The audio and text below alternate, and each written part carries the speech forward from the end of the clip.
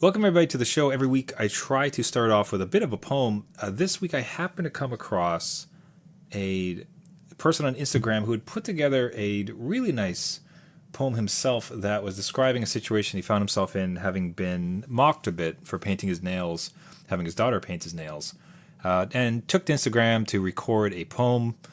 I really found it kind of nice, just sentiment. So I thought this week, why not have this poem in lieu of my own? This comes from a user, BUPC_boopsy on Instagram, and I'll have him take it away. Someone made fun of me for having my nails painted, so I wrote a poem about my daughters painting my nails, because that's who does it. Here goes. I'm a big manly man with a beard on my chin, with muscles and stubble and thick leathery skin.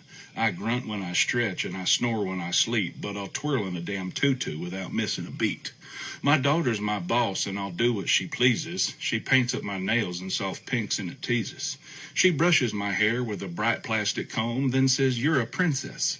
Now spin and prance home." We prance and we dance in a colorful parade. We belt out our ballads in sparkles and shades. We sing Let It Go till the neighbors just move. Then we jam Bluey with a dad bod groove. I'm a tank in a tiara, a linebacker in lace, with a crown on my head and a smile on my face. And when people stare like that ain't quite right, I just blow 'em a kiss and say, "Boy, you want to fight?" So I don't need your rules or your macho man moans. I'm a dad with a princess, and I have a heart made of stones. Not cold ones, my friend, but the strong, sparkly kind, the type forged in love with a tea party in mind.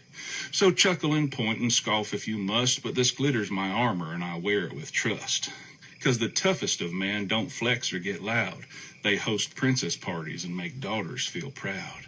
So pass me the blush and the boa that shines. Let's dance like giraffes through the invisible pines. I'm the burliest gent in a pastel disguise, and I love every moment. Now where's the sparkle for my eyes? Perfect. Hey, well said, sir. Congratulations. From the dad of BUPC_boopsy, and a wonderful way to kick off this episode of New Dad Gaming.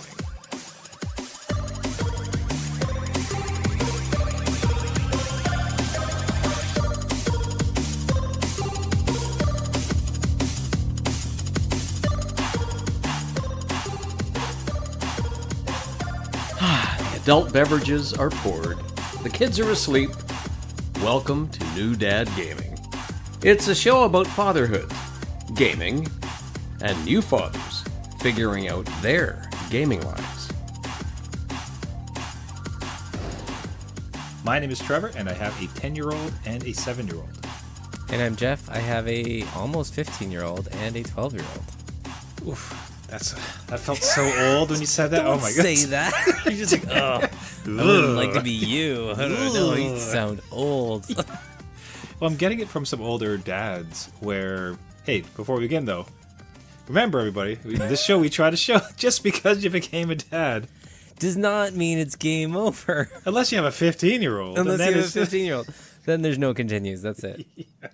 But no, I've been hearing from some dads who now have older kids, and the one that I recently had heard was a repeat of what my parents would say, where my mom did not sleep until we all came into the house. Oh, so, okay, yeah. So as much as we had like a 1 o'clock curfew, especially as like we kind of got older, even when college you're just staying back, like she could just not sleep until she heard like the car come in, the door close, and like, okay, they're home now. And I've heard that now from a few parents of like older kids who've kind of started to move out, is that even when they come back, they're like, oh, well, they moved out. You're not going to have as much thoughts of them. But instead, like when they are back, until they get in the house, right, bets are off. So when you say 15, it's just, I'm almost like sensitive to it because it's like, oof, like these days are coming. Yeah, they are. Like, I mean, I don't even see my 15-year-old anymore. Just they're out all the time with their friends, especially with summer. So, yeah, it's a lot. Just to like even bank on that, like that's where a cell phone is needed, so they can always check in and like you always know where they are, and that's what that point is, right? Like, what are you doing? Are you okay? Are you in a ditch? Yeah. Have you eaten in the last 2 days? That is the biggest part. I have never thought, because my kids would eat the fridge when they were younger, right? Yeah. And now you have to remind them to eat because they're out doing stuff or whatever they're doing and they forget to eat.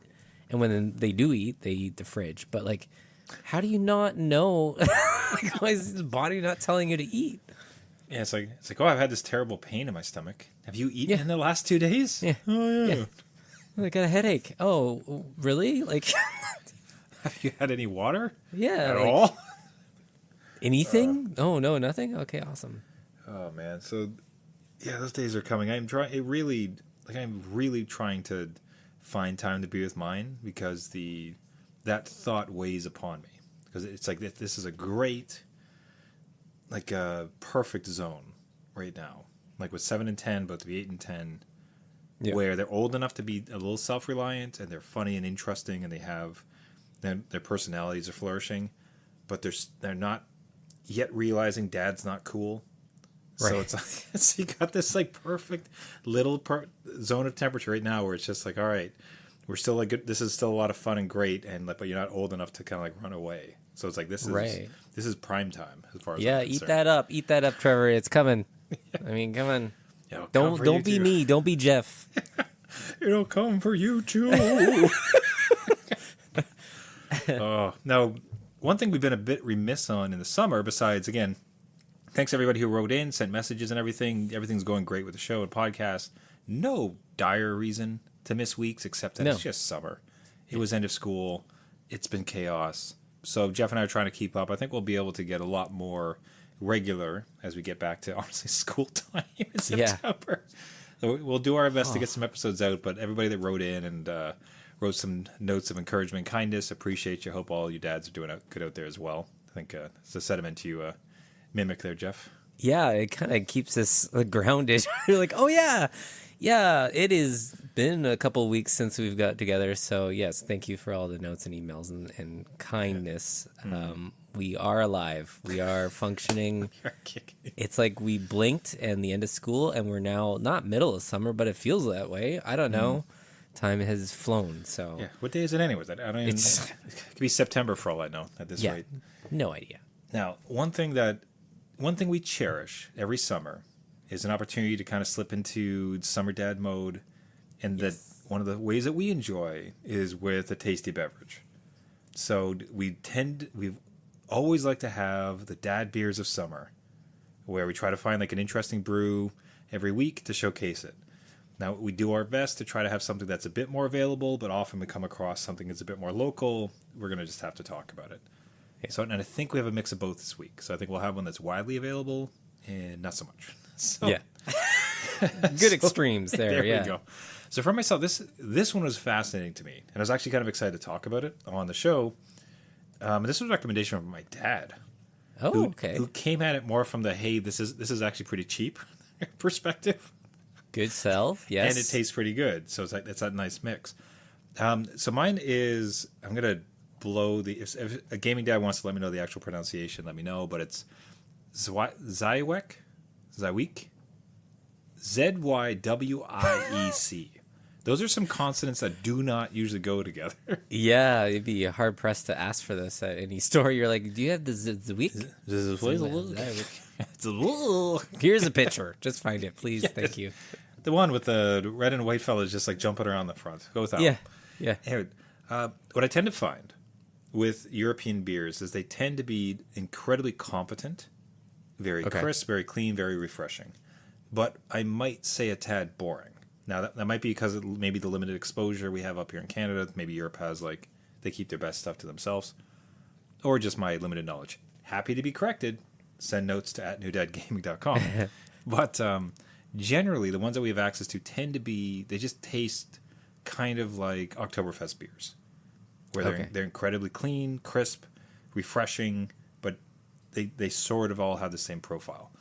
I can't tell you hand over my heart that this is vastly different than that, but there are just enough interesting notes where out of a lineup of these thus far, this would be one that's like, this would be a go-to. So much so, like, I've gotten this beer many times over the summer. Like, this has been one of like the regulars in my fridge because it tastes fantastic, drinks easy, and it is surprisingly cheap. Like, it is this tall can for like $2.50 at a time where you're seeing some of these like craft brews and everything get up to like $5 a can.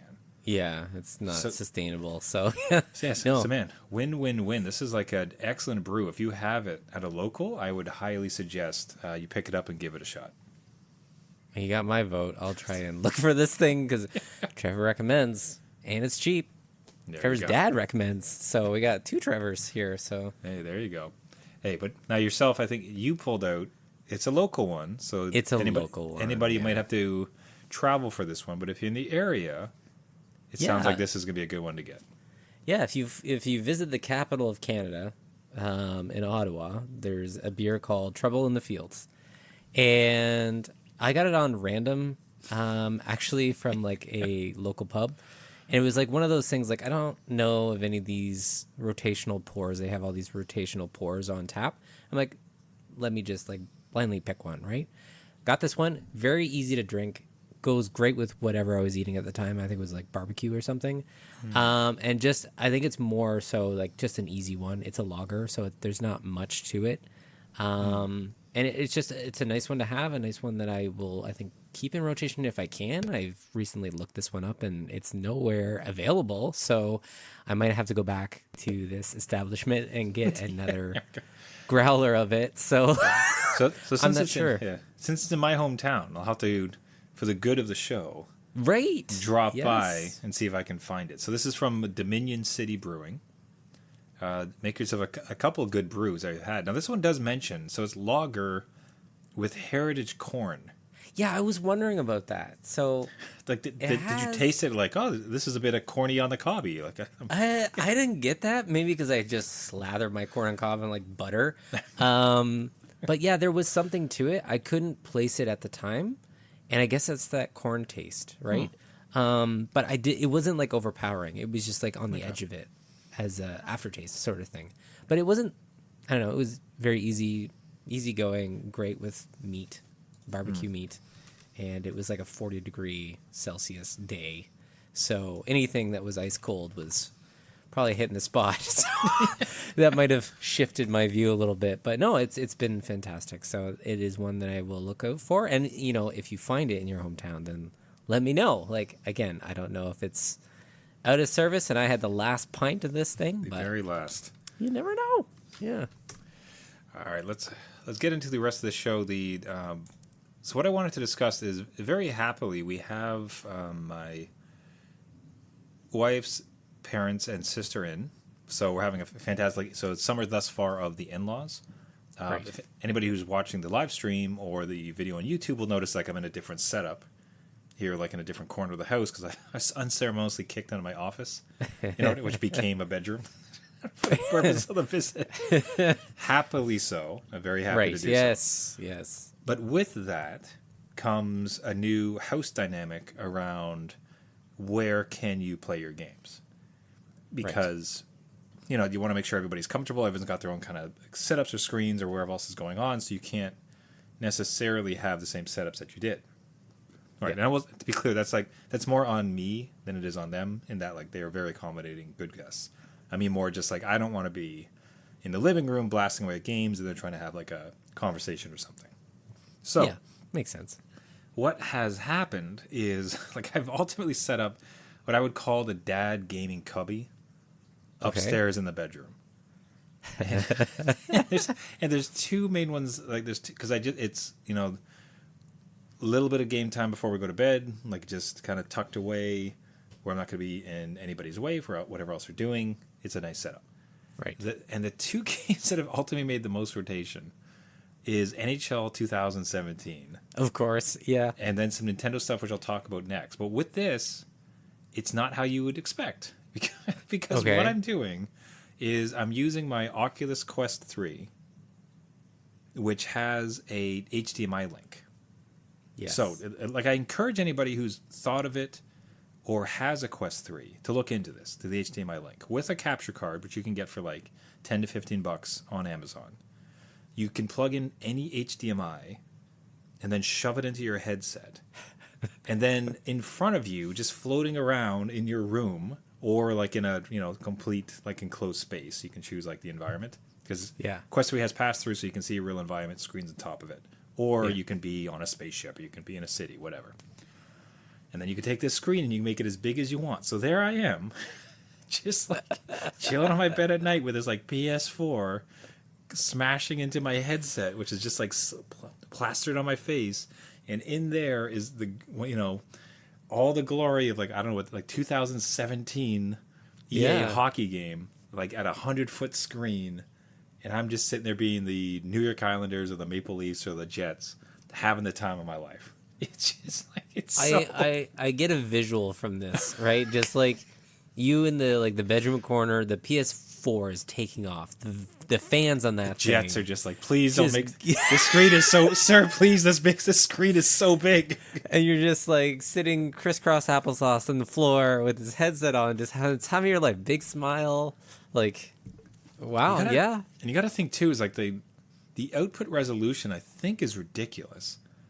Because because I think it has to put it onto two eyes. Right.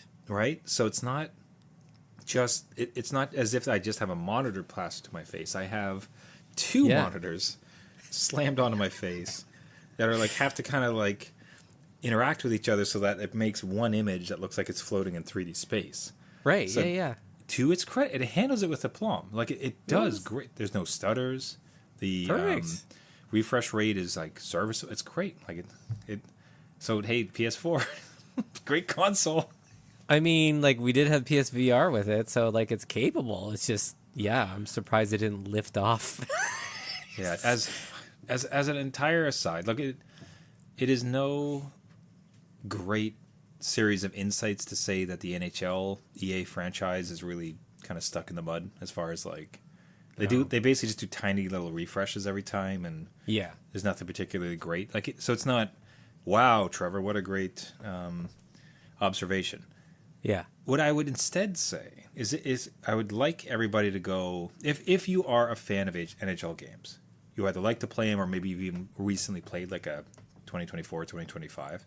I would encourage you to go back to NHL 17. I think 18 is also seen as a really good one. The amount of energy they put into this game is silly. Like, it's so cool. Like, because what they do is like they have they'll intermix all this real live footage. Okay. To really make it feel like an actual broadcast. So the first thing they do is like they'll have the outdoor cam of the arena. So it's like the helicopter shot as if it's on TV, right? Yeah. So it's just the actual video of the actual real life arena. And then depending on who you pick, they get these two broadcasters up. It's like, hi, I'm Tom Tuckerson, and I'm Gerald Ford. These two, tell me what New York has to do this time. Well, Tom, what you're gonna find is, and they give an interview about the team, and it's going to be static. And if you're playing, for over a year, it's like they've said the same four things. Right. However, it's just like with the transitions, and even if you're watching on screen right now, like they have the NBC, I think that's NBC, Like the logo, or Peacock, whatever it is, and then like during the transition, it slams up towards the screen as if it's an actual broadcast. Look, I can't objectively tell you that makes the game better. What I can tell you is the amount of like effort, like they're really trying. Basically, is what it feels like. Is like they're really going for it. Yeah, and it's kind of refreshing in that way. Well, and it's kind of good to. Well, okay, so maybe that peaking then, like you're saying, the later NHLs don't put this in, right? They've just like, we'll make little things and just call it. And then people buy it anyway. I've played 24. I've played, well, not 25 because of we're not playing any new games. Oh yeah, but 24 I had played, and it's great. But compared to I had played like 23, and it's like this is just the same thing. Yeah. Now, like where they have put an energy in is like new game modes, and I think it's what makes them money, and that's why they're kind of leaning into that stuff. So there's something. Are you familiar at all with like the FIFA cards system? Like if you're playing FIFA, you can get these cards for players. Is it like a loot box system? Yes. Like you have to. Okay. All right. Yeah. Okay. And I every gaming dads, I would love you to write in and correct me. Like I'm really out of the loop on this stuff, unfortunately. Anyways, like apparently, like with NHL, the best I've seen is they have the same type of thing. So they've introduced a few modes. One where it's like 1v1v1, like in this outdoor rink, just trying to get goals, and you can like dress your character whatever you want, and you actually take on other people. Another thing is like this whole card system where you're trying to build a team based on the cards. And so the energy that they put in have been to these live services type of elements, as opposed to the presentation and the flows and like the new deeks or like those kind of like interesting things. And fine. I mean, from a purist standpoint, it doesn't feel like the game. In playing NHL 24, it feels honestly no better than NHL like 2017. Okay, wow. The gameplay feels completely on par, if not just more boring. Huh. But that's not where they put their energy. They put their energy into this monetization stuff, which is, look, they're a business. At the end of the day, it's sort of like, what am I supposed to say about that? It's sad, but it's like please lose money so I could have slightly more fun occasionally playing your game. They're in the boardroom and like the guy like Jack has done like a PowerPoint of like, well, look at the data. Somebody is out here playing NHL 2017 and like sharing it is now hitting podcasts. It's going viral, whatever. And like, yeah, I know we have all these people playing 2025, but like, how about we go back to our roots and like put in the energy and see how that get out, Jack? No, this is not. Just throw them out the window. Yeah, not the time for that. We need to put out another year with all these other loot box kind of style things. So I want to do this more Hut Pack, HUT. So like here it is. It's like Pokemon cards. It's just like it really is. So I'm trying to see, like, I'm hoping that like on stream here they'll show like I think you have to buy these packs or earn these packs. So yeah, then you open them and like you does get. Does it give players. you the player? I think, as best I understand it, and like, man, please, Gaming Dad, somebody write in and like correct what I'm saying. As best I understand it, it gives you the player that you can then put on your team that you can play with. So now your team is better. So the more of these guys you have, the better your team is ultimately. Okay, what is this like? What? How? Hut. So it's called Hut, capital HUT, wildcard mode. Welcome to the wildcard mode. It adds an exciting twist to your ultimate team experience. Start by heading to the Hockey Ultimate Team main hub.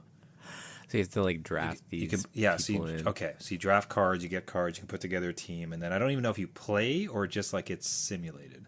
So all the players have like stats, like it's Pokemon. Like they basically turned NHL into Pokemon.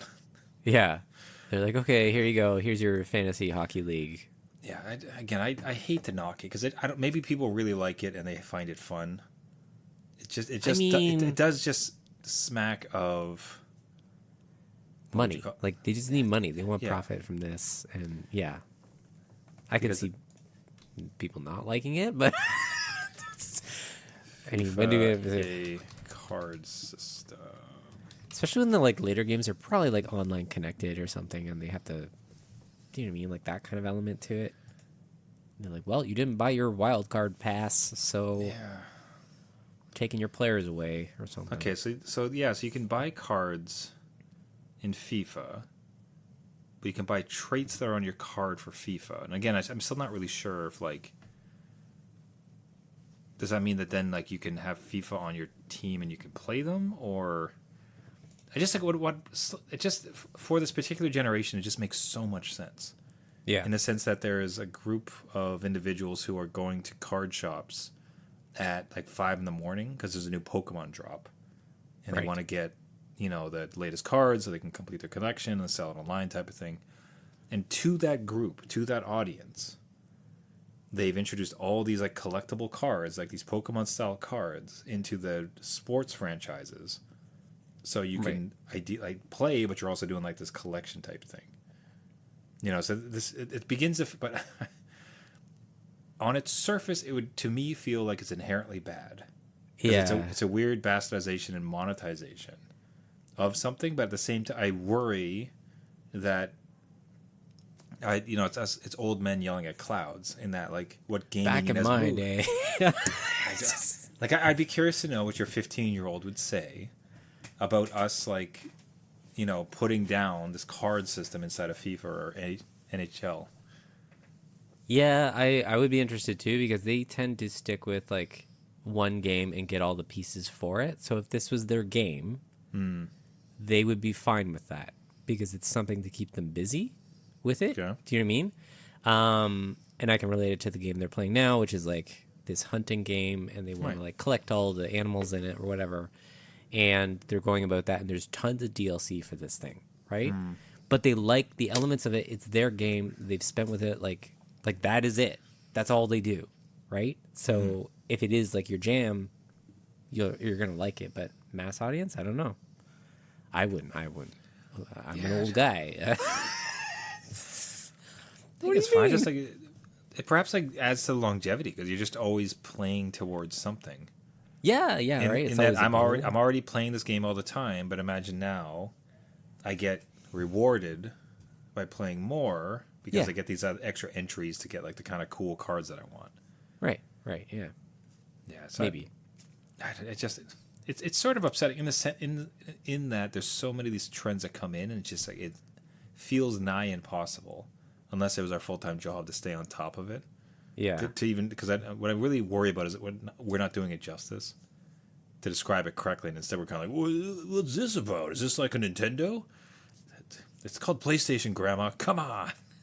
You're gonna have to do your research when you're able to see how the system works, because we want joyful Trevor who sits in with his MetaQuest headset, having a great time in 2017. Yeah, just playing the greatest hits of 2017. Merged onto the greatest of current VR trends. Yeah. Merging because there I sit right on that precipice of the past and the future, Jeff. There's me in one description. I like what I like, and I'm going back to 2017. That was the best year. It's my happy place. We peaked. We peaked as a civilization. That was it. So that's the summer. My summer is Dad's Gaming Corner, and it's working fantastic. It might honestly just be a new gaming mode that I keep even after our dear guests leave for the season. Wow. Okay. Yeah. I'm glad it worked out that you could find a way to still game, and we still have a show. We never did. We will have to see what we can do. We talked about doing a show entirely in VR. Yes, we did. Yes. Because I think you still have your Quest, right? Yeah. Still have it. So we'll have to see. We'll Stay have to see tuned, how that everybody. works. Yeah. Stay tuned. Now, do you have informed, strong opinions of HUT or EA, of FIFA card system? Any of these new kind of card systems within the modern gaming? Do you have your own kind of game cubby? Are you using VR for any of the above? We'd love to hear from you at New Dad Gaming, newdadgaming.com. So the other part of that, and this one's really important to call out, I have to make a huge call out to my dear nephews, Ben and Ryan, who gifted me a Switch Lite to use at my gaming dad corner. Like, I was so blown away. That was so generous of them, so wonderful. Guys, thank you so much. It means a lot. I've been using it every night. Because, again, like the situation I faced was that I would like to... So here's what's happening. I knew that I was going to try to create like a gaming corner for myself. Yeah. That was just a little space outside of the rest of the family because of the guests we had. Yeah. And what started to cross my mind is like I have this fantastic Nintendo backlog that I would like to get through. Right. But the challenge is that the Switch is one of the main consoles that my youngest uses to access Fortnite, which is ginormous as far as a file download goes. So like anything I try to download onto that system just gets immediately downloaded, just immediately deleted. Right. Yeah. Right. So it's this constant push and pull, and then especially if like I play at night and then they wake up it's gaming time, they're gonna have to come and get the It's just a nightmare. Yeah, you don't want that. You don't want them trudging through your gaming corner. Right. Like, so I had started to look around, curious if like how much are Switch now that the Switch 2 is out? How much are Switch Lites going for? And I was starting to play in that space. okay. So they got word of it. You remember the entire setup previous from one of the previous episodes, and listeners may remember. I was able to grab on behalf of my brother a Switch 2 reservation, Right. so that I was able to order on Amazon, got shipped to their house, and say, "Hey, you guys take this. Like this will be fantastic." So because they had the Switch 2, it's like, all right, well, I mean, we could charge you $80, but instead, like, we'll be generous, and they just gifted it to me. So shipped up, and here it is. Bam, I got the Switch 2, or sorry, the Switch Lite. So man, Nice. guys, Ben and Ryan, thank you so much, guys. I was so generous. I've been playing it every night. It's meant so much to me. It's been great, but it's been amazing to play. So firstly, have you touched a Switch Lite? Have you had any experience with it? I have never touched a Switch Lite. I've seen them, but I've never like handled one. I suggest it. Like, it's a shame now because this is a weird time to get invested in this console. Is it? I mean, like it's like 9 years old at this point or something. So It's that, but just it's also like Nintendo's moving on. You know what I mean? yeah. It might be. I'll tell you. Actually, I'll take that back. This might be the sweet spot before something becomes retro, but people trying to get rid of them, so you can probably pick them up cheap. I would suggest you pick one. Like, hold it because it's so charming as a device. Like it's very personal. Like all the corners are like really soft. Like it just fits really well in your hand. It is light by its name. Ooh, yes. Right. So the entire thing of it just feels incredibly personal. And I'm talking to someone who owns a Switch, like a normal one, and just by comparison, this thing feels so much more friendly. It might be the way I could even say it. Is it smaller than? Yeah. Okay, So- like the but screen is smaller. Yeah. Like, So the whole okay. thing is slightly smaller, definitely lighter. You don't have like the Joy-Cons kind of coming on and off, and just Right. everything else on it just feels a little bit rounded off, a little gentler, a little softer, and just like, man, it's so nice. Like it's great. It's towards your form factor that you always appreciate. You're like, it's getting there. Like, My little handhelds, just Yeah. All you need is a flip up screen, and we'd be all that's set. right. It'd be perfect. right, Nintendo, come on. Yeah, no, that- that's awesome, man. That you got like another one to complement your like little gaming corner. What can I say? So it is awesome. And the one that I've been playing, like the first thing I've been diving into is Zelda Link's Awakening, which I had before we did the Yes. the purchase one. Like I had started this Yes. game, and this this is one reason I'd given up is that because my kid got it as a birthday gift. I started it in earnest when he first got it, but then every time I wanted to play it, it was deleted. Or like the Right. saves and everything were just off the system. It was just like, all right, Yeah. well, this is great. I'm not gonna do this. Yeah. So super excited to be in, and that's just been taking up a little bit of my time. And it feels like such a compact, reasonable game. If you would speak to, like, I remember, like, you've had, I think even like fond memories from the original of like playing this game. The Game Boy version of it. I loved it. It's something that I completed multiple times. I did multiple playthroughs of it. The remaster version, I guess, that's on the Switch. Completed that. I had a great time with it. I just love how they translated it into the 3D. But yeah, very quaint, cozy game. So like everything is like accessible. The map is not too huge. You can kind of tell where you're going. I think it gives you maps, or you earn the maps, so you can like understand where you are in the world. It's a very like, again, just a cozy game. I want to say cozy. I think that's the best way to put it. Yeah, it's just the size of the map is refreshing. Like it's so tight. Like it is not massively expansive. Like it's interesting. Like every screen you go into is kind of really well built, and there's interesting things to see. There's different biomes and all the usual, Zelda classics. But it's just this kind of compact, approachable. Like it feels like I'm gonna be able to beat it. Just like Yeah, you can kind of see the end to it, right? Like you're like, oh, I can get over there. Like I might have to earn like, a tool to get over to that cliff, but like I can see it. I can see the goal. It's not like this mystery thing, right? Yeah, it's not some 80 hours of grinding to possibly unlock the entire map. It's just instead, it's just like this nice little story. It's a nice little game. It's if anything, it might be a rich vein to tap because the physical limitations of Game Boy games, as far as like you just couldn't, you can't be that big. Right. You know what I mean? So you translate that, but with like modern graphics and modern niceties, so that it's nothing too overblown, too crazy, too difficult to go through. Man. This thing will hook you in, and I will say I spent an ungodly amount of hours fishing in this game just because I liked it, and then you can, grind coins and get whatever you want. But it was fun to me. It doesn't get you better things. Well, it might give you a better item, but spend so many hours doing that. Yeah, like I said, it just what really was notable to me was how refreshing the small scale of it was. Yeah. Without but not. It's just less wide, but not less deep.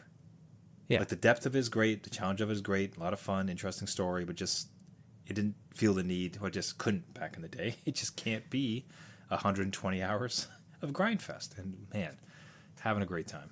It kind of speaks to the contrast of what you were playing with Elden Ring, where we're looking on screen with the boss battle that's probably like 8 tiles wide. And Elden Ring, you're on a horse trying to run up to the boss, which is probably the entirety of this map. So just adored. And hey, so one last call, Ben and Ryan, thank you so much, guys. Like it was such a generous gift, and like it's been used ad nauseum this summer. I think it's going to be a bedside companion for years to come at this rate. It's so great. Now, this tight, condensed map and content is in very stark contrast to a game that you've decided to step back into. And the second you said it, I knew exactly why you stepped into it, which we'll also get into. But do run us through it. Yeah, so I'm back into Death Stranding, right? Like, so Dad Packing Simulator 2000. Right, you're trying to make it in one trip from the car to the house with the groceries. That's what this game is. Like how to stack your cargo, how to get over terrain, what you have to do to work with others and get to where you need to go. Right? So again, in contrast to what you were talking about, cozy small thing, this thing is like a massive, massive world. I think you kind of know where I'm going with this is like obviously Death Stranding 2 is out. Mm-hmm. It looks phenomenal. They've basically made all their systems in this better. So I felt like, with our new kind of, friendly bet to go back and visit backlog and actually beat things that you own, I have never beaten this. I thought for sure you had beaten this one. Because you were all about it. It just scratched so many itches for you. It did. It's like, I think I maybe got halfway, so I restarted. I didn't even go back to that save. I restarted it. You're so lost as to like what is happening. Yeah, because I'm like, I don't know what to do. Like even with the buttons and stuff, I'm like, well, I'm in now a world that is like, got more peril. I need to start from the beginning. But I will say that even with this being gigantic, right, it's still very much cozy in a way. Like it's just you, your cargo, in the world ahead of you. So it's very much like that journey, almost like a road trip. So I find those kind of almost Zelda cozy vibes in this where like, yeah, there's enemies dotted about the land and whatever, but it's really just you out in nature trying to, protect your cargo and like your journey and make the best of it, right? And just make these deliveries. There's usually no like time constraint. I say usually because some of them are timed because it's like, don't expose this to sun and you're racing down a mountain trying to like not have it melt or something. But most of the time you're just out there you're just seeing the world. So I'm back there hopefully trying to beat it before my attention goes to something else. Right? Would you put that so the second you said that, it's like, so what has happened is that Jeff has seen a bunch of the Death Stranding 2 clips and said, God damn, Stop. I hate that I can't buy this year. This sucks. Yes. It's like, fine, I'll just go back to this one. Yeah, I can get the same kind of vibes by something I already own that I didn't beat. And why would I jump into a sequel, like direct sequel, without knowing where this one kind of ends? So yeah, that was my thought process. You know me too well. Like I saw all the hype around it and the good reviews. I'm like, oh man, it does look good. So it looks crazy, man. Like it's such a fascinating, like just packing and carrying simulator. But some of the new clips, like with ladders and motorcycles and just so many things, just see hog wild. Like it's just mental. Yeah, and they've like really upped the environmental stuff. So there's rivers that flood and go down and like rock slides and all this stuff. Like the terrain changes. There's earthquakes. Like, and in this one, like you don't have too much of that. Like there's snow-capped mountains and maybe some, rocks that kind of tumble, but they just upped everything. I'm just glad that people are still in this game helping out the online environment, because you can build roads that appear in other people's games, and it's all about community and connection, right? So people are still out here playing, helping me along, helping this old dad get back and completing this backlog. So I'm not sure if you'd mentioned that or if I just like forgotten it. So you're saying that people who make online, like just in normal gameplay, things that other people do online will come and affect your just like offline play, or is it only like in certain online? Is there like an online mode, or you're saying like their online actions have offline consequences for when you're playing it? it's more like online mode, like Elden Ring. So you know how in Elden Ring you can put down a sign or call in a player? Mm-hmm. This one you can't call in a player, but putting down the signs, you absolutely can put down signs that warn you, like, oh, you need a ladder this way or go this way or whatever. Okay. But there's also structures that the community can build. So you can see someone start a road that will help your journey. It's much better to take a road through a mountain than climb it, right? So you can donate materials to build that road, and then somebody else from another world may donate materials to that same world or that same road. And then you see it being built, and it affects the gameplay, and then all the trails through the world eat away at the terrain, so you can see the trails that have been made from many people passing through. And it's kind of a neat way. That's crazy. Yeah, like it's really interesting. I think when it launched, people didn't really get it, and it takes a while to really figure it out. But if you're into, just having fun in that way and really not have much of a threat besides your cargo melting in the sun, it's fun. It's like a great dad game, and pick up and play, not a problem, unless you're like me and put it down for a couple years and don't know where you are in the story. I wouldn't recommend that. But otherwise, yeah, it's a pretty chill game that I am preparing for the sequel. Whenever that happens, that I can. Maybe that's what breaks me in this friendly bet. But man, you're so close though. It's July. We're not close. You got half a year. You made it halfway. It's like you've done the half marathon, which is kind of impressive. Right, yeah. That's been a while. I mean, summer's going quick, so we got that going. It'll be fall before you know it. And as soon as it's fall, it's basically Christmas. Basically. You might as well call it. God, if we survive, what we should do is we should purchase each other a Christmas gift of one game. Okay, yeah. Just like that'll be the big break. That's the cap. A Christmas or post-Christmas stream of like opening each other's. The problem is if it sucks, it just because I have zero interest, for instance, like at Stardew Valley. It's like respect. No, it'll be NHL 2025, and you'll be like, why? It's like I have it on Game Pass, jerk. You used to be like Stardew Valley. So what the hell is this? I don't want to play this. I don't want to play this. I'm fine. I'll play it, but no. We'll have to find a way to do it. It's almost like, if we give each other a list, that's not fun. No, like again, we'll have to think hard. Yeah, we'll see how. Maybe we drop hints along the way.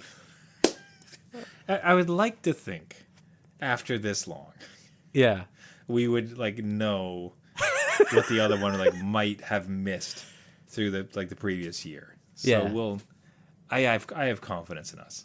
Yeah, no, I get it. We just listened to the damn podcast, Chuck. I'm sure that's a number of times there's something in there. We've already said damn, this almost broke me. Yeah. There's been quite a few times on that, so that's what I think. Oh, all right. We'll wrap it up there for the week, everybody. Thank you so much for listening. Hey, have you come across a dad gaming poem? Again, thank you from the game dabbing poem. I might start to bring in some others' work. Now, I don't want to lessen my load. I'm happy to keep writing poems as we do the show because I do find it fun. But if you do have some words you want to share, if you've found a poem that you think is fitting for the show, all these things and more, would love to hear from you. If you have thoughts on the Switch Lite, on Zelda, on large scale versus small, Death Stranding 2, if you want to poke fun at Jeff for not being able to play it, anything and all fun. As I said, anytime we do step away for a week or two, the messages and the emails mean so much. Please do keep sending those to us. And to do so, you can find us at New Dad Gaming on all our socials, newdadgaming.com. Any way we can hear from you, we'd really appreciate it. If you like the show, you can find us on all the major podcasting networks. So Spotify, Google Play, iTunes, anywhere where you get your podcast. Just search for New Dad Gaming. If you do find us on there, what really helps the show is a subscription. And even better is a rating and a comment. Helps boost the signal, get it out to as many gaming dads as possible. Maybe we'll create the ultimate dad syndicate of old Death Stranding. Forget new Death Stranding. Original Death Stranding. Yes. And like creating it. Or we have a NHL 2017 tournament. There you go. The greatest game. Oh, the greatest hockey Team game of that's ever dads. built. That's right. Just going across. All right, everybody, we appreciate you so much. Thanks for listening. And until next week, my name is Trevor, and I have a 7-year-old and a 10-year-old. And I'm Jeff. I have a almost 15-year-old and a 12-year-old. Remember, everybody, just because you became a dad Does not mean it's game over. See you next week. See you later.